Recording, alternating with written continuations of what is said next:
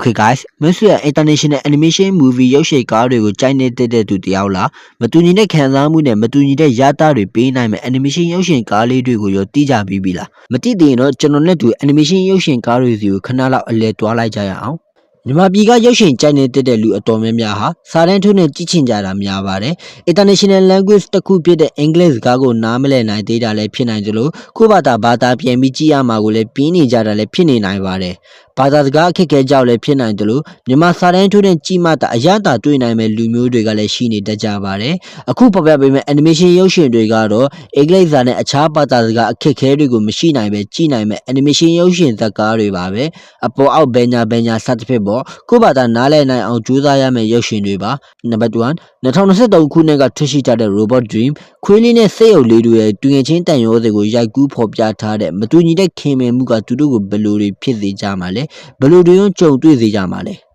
နံပါတ်2 2024ခုနှစ်မှာထုတ်လုပ်ခဲ့တဲ့ Flow ရေကြီးမှုထဲကလွတ်အောင်ပြေးရမယ့်ကြောင်လေးတစ်ကောင်ရဲ့အတွေ့အကြုံကြောင်လေးနေရာကနေခက်ခဲရုပ်ကန်ရပုံတွေကိုခန်းစားရစေရမယ့် Flowနံပါတ်3လောခဲ့တဲ့စနေ2016ခုနှစ်ကထွက်ရှိခဲ့တဲ့ Direct Turtle ကျော်တကြောမှာတောင်တင်နေတဲ့လူသားတအုပ်နဲ့လိတ်နီမာကြီးရဲ့ဇလံသူတို့နှစ်ဦးကရောဘလို့တွေတွေ့ဆုံကြမှာလဲဘလို့အခက်အခဲတွေကိုရောရင်ဆိုင်ကြရမှာလဲ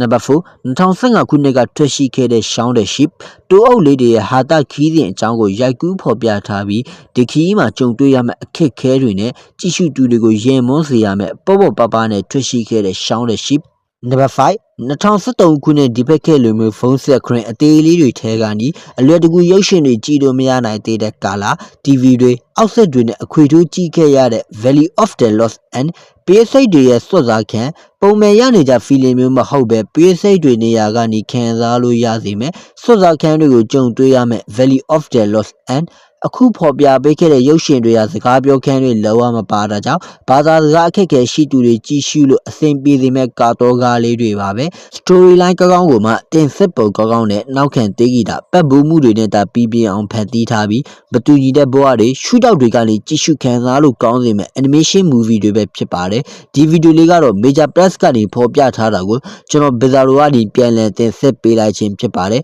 ဒါနဲ့ကျွန်တော်ကတော့ Bizarro ပါနောက်ထပ်ဗီဒီယိုတွေမှာလည်းမတူညီတဲ့အကြောင်းအရာတွေနဲ့ကျွန်တော်ပြန်လာခဲ့ပါမယ်